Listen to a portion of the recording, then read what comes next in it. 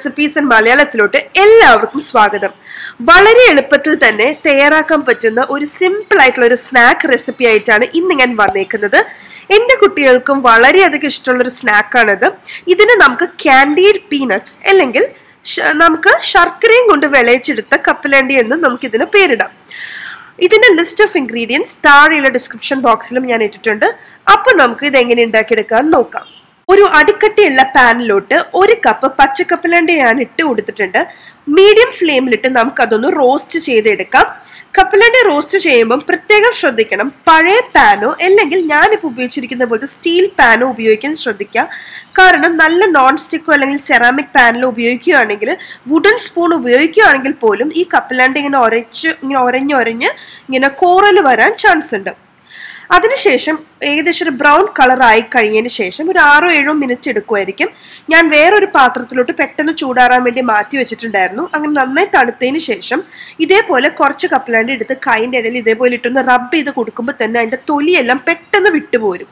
അങ്ങനെ തൊലി കളഞ്ഞിട്ട് നമുക്ക് ആ കപ്പലണ്ടികളെല്ലാം മാറ്റി വയ്ക്കാം. ഇനി നമുക്ക് ഇത് വിളയിച്ചെടുക്കാം.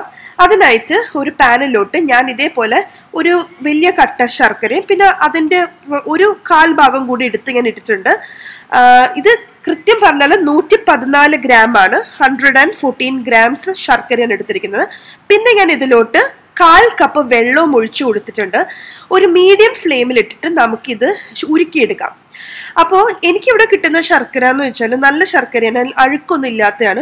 അങ്ങനെ അല്ലെങ്കിൽ ഈ ശർക്കര കഷ്ണങ്ങളെല്ലാം ഉരുക്കി കഴിഞ്ഞതിന് ശേഷം അപ്പം തന്നെ നമുക്കൊന്ന് അരിച്ചെടുത്തതിന് ശേഷം വീണ്ടും പാനിലിട്ടിട്ട് വീണ്ടും നമുക്ക് ഇളക്കി കൊടുക്കാം. അങ്ങനെ ഇത് മുഴുവനോടെ ഉരുക്കി കഴിഞ്ഞാൽ പിന്നെ നമ്മൾ ഏറ്റവും ലോ ഫ്ലെയിമിലിട്ടിട്ട് വേണം നമ്മളിത് ഇളക്കിയെടുക്കാനായിട്ട്. ഒരു കാരമൽ പോലെ എടുക്കണം. ഓക്കെ, ഒരു തിക്ക് കാരമൽ, ആ ഒരു കൺസിസ്റ്റൻസി. അപ്പോൾ അതിനെന്താ ചെയ്യേണ്ടതെന്ന് വെച്ചാൽ കുറച്ച് വെള്ളത്തിലോട്ട് ഒരു ഡ്രോപ്പ് ഇട്ട് നോക്കിയിട്ടുണ്ടെങ്കിൽ ഈ ശർക്കര ഇങ്ങനെ സോഫ്റ്റ് ബോൾ പോലെ വരും. അതാണ് അതിൻ്റെ കറക്റ്റ് പരുവം. അങ്ങനെ വന്നു കഴിയുമ്പോൾ നമുക്ക് ഫ്ലെയിം ഓഫ് ചെയ്തിട്ട് ഞാൻ വറുത്ത് വെച്ചിരിക്കുന്ന കപ്പലണ്ടി ഉണ്ടല്ലോ അത് നമുക്ക് ഇതിലോട്ട് ഇട്ട് കൊടുക്കാം. എന്നിട്ട് നമുക്ക് അതൊന്ന് ഇളക്കി കൊടുക്കാം. അതൊന്ന് ഇളക്കിയിട്ട് ജസ്റ്റ് ഒന്ന് ഇളക്കി വെച്ചിട്ട് എല്ലാ ഭാഗത്തും ആയതിനു ശേഷം നമുക്ക് ഒരു സ്റ്റീൽ പാത്രമായിരിക്കും ഏറ്റവും നല്ലത്. ആ സ്റ്റീൽ പാത്രത്തിലോട്ട് നമുക്ക് ഇട്ട് കൊടുക്കാം. ഈ സ്റ്റീൽ പാത്രത്തിൽ ഞാൻ കുറച്ച് എണ്ണ തടകിയിട്ടുണ്ട്, അപ്പോൾ ഒന്ന് ഒട്ടി പിടിക്കാണ്ടിരിക്കാൻ വേണ്ടിയിട്ടാണ്. സോ അങ്ങനെ അതിലോട്ട് ഞാൻ ഇട്ട് കൊടുത്തിട്ട് ജസ്റ്റ് ഒരു സ്പൂൺ വെച്ചിട്ട് ഒന്ന് അങ്ങോട്ടും ഇങ്ങോട്ടും ഒന്ന് ഇളക്കി കൊടുക്കണം.